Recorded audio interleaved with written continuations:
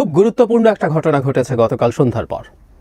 এই ঘটনার মাধ্যমে আমরা এভাবে বলেই ফেলতে পারি, সরকার এবং এনসিপি, আমি দুটোকে এখন একসাথেই বলবো, দুটো একই জিনিস, একই বস্তু, তাদের সাথে বিএনপির সংঘাত আনুষ্ঠানিকভাবে শুরু হয়ে গেছে।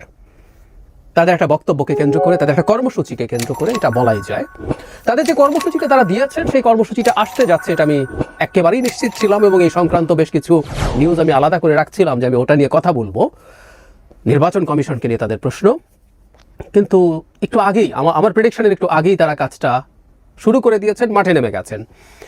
গুরুত্বপূর্ণ প্রশ্ন হচ্ছে, এই মুহূর্তে মাঠে থাকা আরেকটা রাজনৈতিক দল জামায়াতে ইসলামী কোন পক্ষে যাবে? তারা কি সরকার এবং এনসিপির পক্ষে, না বিএনপির দিকে যাবে? সেই আলাপটাও খুবই জরুরি। আমরা আসবো এনসিপির কর্মসূচি নিয়ে। তার আগে আমরা নিশ্চয়ই খেয়াল করেছি, আমি এটা বারবার বলছিলাম, গতকাল কথা বলেছি, তার আগেও একদিন কথা বলেছি, জনাব ইশরাককে কেন্দ্র করে যা ঘটছে, এটা আদতে বিএনপির সাথে সরকার এবং এনসিপির একটা শক্তি পরীক্ষা। বিএনপি নির্বাচনের দাবিতে যদি মাঠে নামে, তাকে কিভাবে দমন করা হবে তার একটা পরিকল্পনা ওখান থেকেই শুরু। সেই পরীক্ষা তারা করছেন, এবং কাউন্টার কি করবেন, কি করতে পারেন, সেটা একটা টেস্ট কেস। সো ওটা আসলে ইশরাক, আইন জনাব আসিফ মাহমুদ 10টা কি দেখিয়েছেন না, ওগুলো ওই রকম না। উনি কত আইনের শাসন টাসন মানেন আমরা জানি, খুব ভালো মতো জানি। ওনার এপিএস দুদকের তদন্তে যান, উনি তদন্তেরও আগে ওনার সাফাই গাইয়ে, উনি গায়ে যে স্টেটাস দিয়েছেন সেটা শেয়ার করেছেন, এবং এসব আলাপ মানুষ করে, যৌক্তিকভাবেই করে। এপিএস খারাপ কিন্তু উপদেশটা ভালো। যাই হোক, ওগুলো ইস্যু ছিল না। ইস্যু আসলে ছিল বিএনপির সাথে সংঘাত, বিএনপির সাথে শক্তি পরীক্ষা, এবং সেটাই তারা আনুষ্ঠানিকভাবে নামছেন। গতকাল তারা একটা কর্মসূচি দিয়েছেন, সেটা হলো, এই ভিডিও আপনারা যখন দেখছেন তার কিছুক্ষণ পরই তারা ইসির কার্যালয়ের সামনে বিক্ষোভ করবেন। বিক্ষোভে তারা কি বলছেন? লিখিত বক্তব্য, 2020 সালে ঢাকা দক্ষিণ সিটি কর্পোরেশনের অবৈধ নির্বাচনকে কেন্দ্র করে বর্তমান জটিল রাজনৈতিক পরিস্থিতি তৈরি হয়েছে।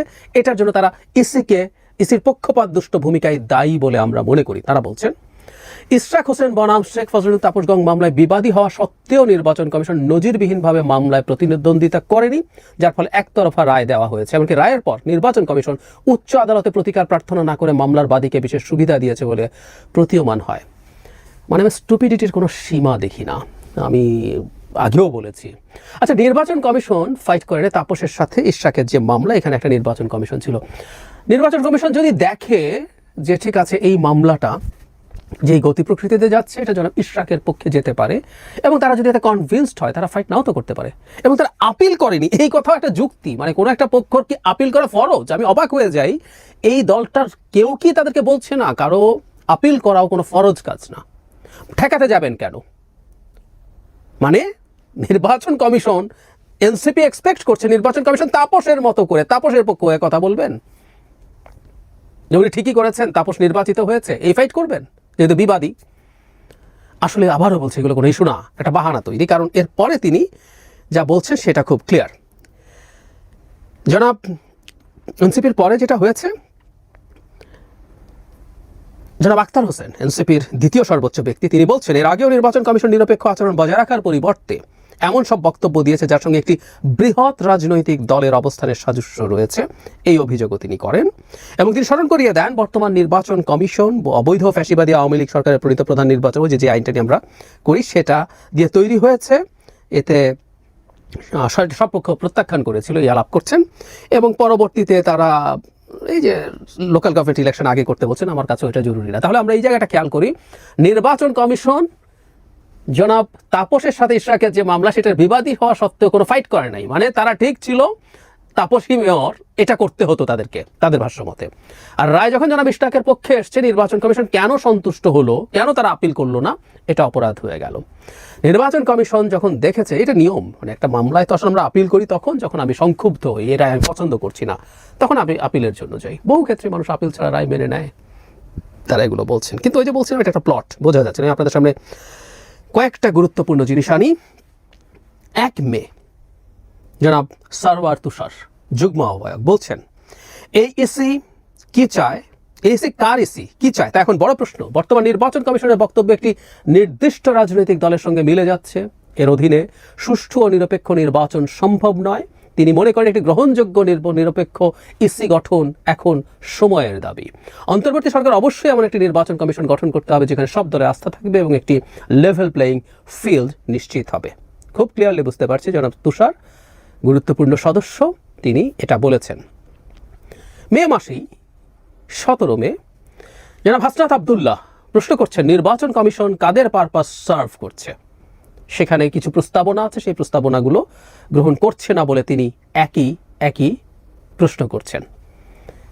তার মানে আমরা বুঝতে পারছি জনাব হাসনাত সব গুরুত্বপূর্ণ সদস্যরা নির্বাচন কমিশন নিয়ে সিস্টেম্যাটিকলি প্রশ্ন করছিলেন এবং এটা যে আসছিল আমি আসলে ওটা থেকেই দেখতে পাচ্ছিলাম এবং জামাতেরও একটা অবস্থান আছে, সেই প্রসঙ্গে আসবো। ওটা দেখে আমি প্যাটার্নটা বুঝতে পারছিলাম। তাহলে এখন সামনে নির্বাচনকে ঝামেলায় ফেলার জন্য যে পথ, সেটা হচ্ছে নির্বাচন কমিশন বিতর্ক। এটা এখন একটা বিরাট প্রশ্ন হিসেবে আমাদের সামনে হাজির হয়েছে।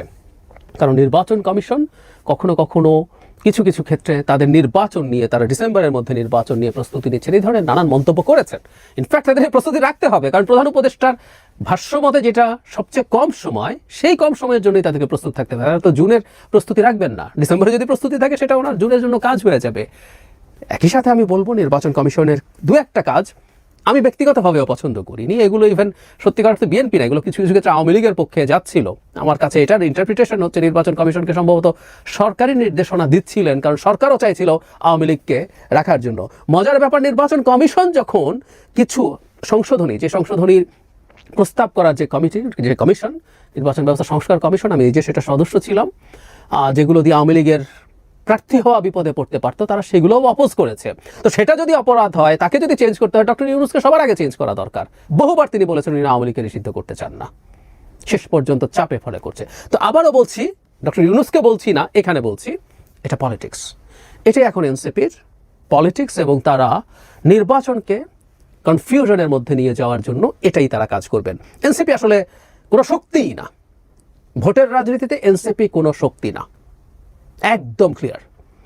কিন্তু যেটা হয়েছে, এনসিপিকে আবার আমরা গুরুত্ব দেই, আমিও দেই, সত্যিই দেই। কারণ হচ্ছে এই দলটা যারা তৈরি করেছেন তারা এই গণ অভ্যুত্থানের অত্যন্ত গুরুত্বপূর্ণ মুখ, অত্যন্ত সাহসী ভূমিকা পালন করা মানুষ, সেই কারণে এর গুরুত্ব আছে। নাহলে এনসিপিকে আসলে যে কেউ ন্যূনতম পাত্তা দেওয়ার কোনো কারণ ছিল না। সুতরাং এখন এনসিপি যদি এই দাবি তোলে, এটা তার সংখ্যা দিয়ে বিবেচনা আমরা করব না। এই দাবিটার কিছু না কিছু প্রভাব আমাদের সমাজে পড়তেই পারে, পড়ার সম্ভাবনা আছে।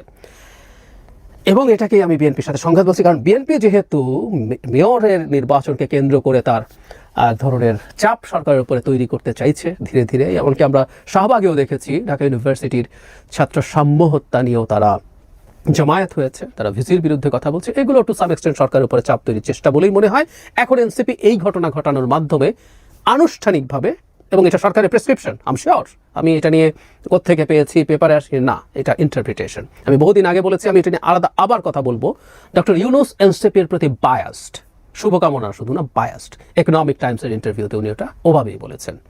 যাই হোক, সরকারের পরামর্শেই এনসিপি এটা করছে। এনসিপি সরকারের যৌথ প্রযোজনায় এখন তারা এই ইস্যুটাকে নিয়ে আসছেন বিএনপির কাউন্টার হিসেবে।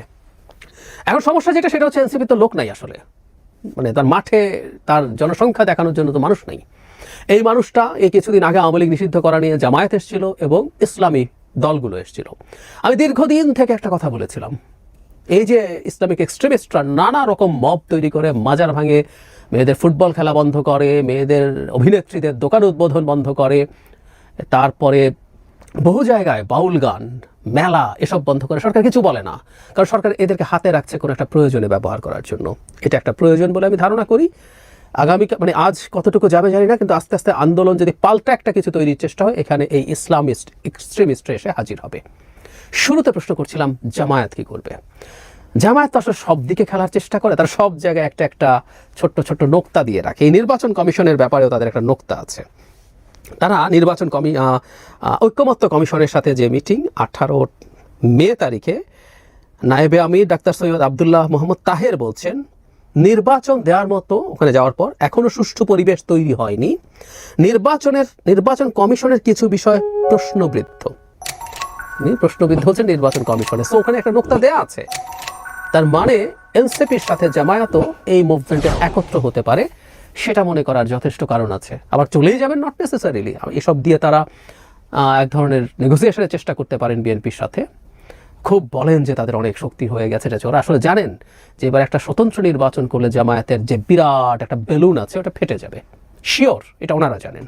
এই জন্য ওনারা কিন্তু লোয়ার হাউসেও প্রপোর্শনাল রিপ্রেজেন্টেশন চান, সবসময় চাইছেন। সিট জিতবেন না, একবারে বাড়িও যদি কেউ ধরে তাদের 10% ভোট আছে, তাতে প্রপোর্শনাল রিপ্রেজেন্টেশনে 30 সিটস পায়, কিন্তু ভোট হলে 15 সিটও পাবে না। ভোট থাকা আর সিট পাওয়া ফার্স্ট পোস্টে ভিন্ন ব্যাপার। যাই হোক, জামায়াত সম্ভবত নেগোশিয়েট করার চেষ্টা করবে বিএনপির সাথেও, ওদিকেও যেতে পারে। তবে এটা ফ্যাক্ট, নির্বাচন পিছিয়ে গেলে জামাতের বিরাট লাভ আছে। এনসিপি আর জামাতের কম্বাইন্ডলি একটা দুর্দান্ত লাভ আছে নির্বাচন যত পেছায় তাতে। কারণ হলো এই মুহূর্তে সরকারের বিভিন্ন পর্যায়ে বদলি, বিভিন্ন বিভাগে, শিক্ষা, স্বাস্থ্য, এই বিভিন্ন জায়গায়, সচিবালয়, এনসিপি এবং জামাতের বিরাট প্রভাব আছে। তারা অনেক কিছু করতে পারেন, তাদের লোকজনকে বিভিন্ন জায়গায় তারা বসিয়েছেন। বিএনপি যদি ক্ষমতায় আসে নির্বাচনের পর, খুব স্বাভাবিকভাবে বিএনপি তার পছন্দের লোকজন নিয়ে আসবেন। তারা যে এখন ডিফ্যাক্টো পাওয়ারে আছেন সেটা নষ্ট হবে, সুতরাং তাদের নির্বাচন চাওয়ার আসলে কোনো কাজ নেই, কারণ নেই। সুতরাং জামায়াত সম্ভবত একটু অপেক্ষা করবে, এনসিপির এখানে প্রাথমিকভাবে কিছু লোকজনও পাঠাতেই পারে, কারণ এনসিপি তো লোক নেই, এনসিপি লোক চাইবে জামায়াতের কাছে। তারপরে সে ফুললি নামবে কিনা সেই নেগোসিয়েশন সে বিএনপির সাথে কিছু নেগোসিয়েশনের ভিত্তিতে ডিসাইড করবে। আর আরেকটা জরুরি কথা, এনসিপিও যা যা করছে সেটাও বিএনপির সাথে তার কোনো নেগোসিয়েশনের জন্য করছে কিনা, সরকার এনসিপি মিলে, যে বিএনপি তাদেরকে ছেড়ে টেড়ে দিক। আমি অবশ্য প্রায় একটা কথা বলি, আলাদাভাবে কথা বলবো, বিএনপি ওদেরকে ছেড়ে দিলেও তারা পাশ করে আসবে। বিএনপির 10 নম্বর যে প্রার্থী হতো একটা এলাকায় সিরিয়ালে, তিনি স্বতন্ত্র দাঁড়ালেও এনসিপির কেউ জিতবেন তার সাথে, জানি না। যাই হোক, যেটা বটম লাইন সেটা হলো অত্যন্ত আনএক্সপেক্টেড একটা জায়গার মধ্য দিয়ে আমরা গেলাম। এটা unexpected, but it was inevitable. আমি মনে করি, আমি এটা প্রেডিক্ট করছিলাম, এটা হবেই। কারণ এই যে ছাত্ররা আছেন তারা কিছু মানুষের খপ্পরে পড়েছেন, এটা বোঝা যাচ্ছিল। কিছু মানুষের খপ্পরে পড়ছিলেন, এটা বোঝা যাচ্ছিল, এবং সেই খপ্পরে পড়ার কারণেই তারা তাদেরকে দিয়ে ব্যবহৃত হচ্ছেন দেখেছি, তারা সেই ব্যবহৃত হওয়াটা চলছে। এবং যেহেতু তারা ক্ষমতার কাছাকাছি আছেন, এই বয়সে এই মজা পাওয়া এবং এটা থেকে সরে আসা তাদের জন্য কঠিন। সেই কারণে বলছি এটা ইনএভিটেবল ছিল।